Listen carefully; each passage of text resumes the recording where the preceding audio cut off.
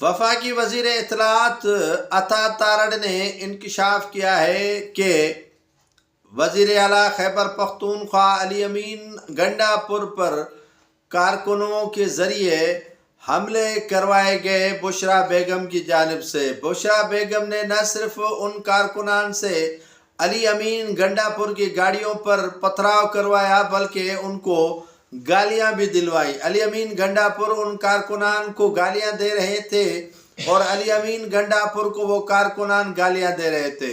अब अता तारड़ ने कहा है कि जो उन्होंने मालूमात फराम की वो 1300 कारकुनान के जाँ बॉक्स से लेकर 600 कारकुनान और 600 से लेकर जो है वो 1200 कारकुनान, अब 1200 कारकुनान से नीचे उतर कर जो है वो 12 तक जा पहुँचे हैं। और उनका कहना है कि जो बैनुल अक़वामी मीडिया को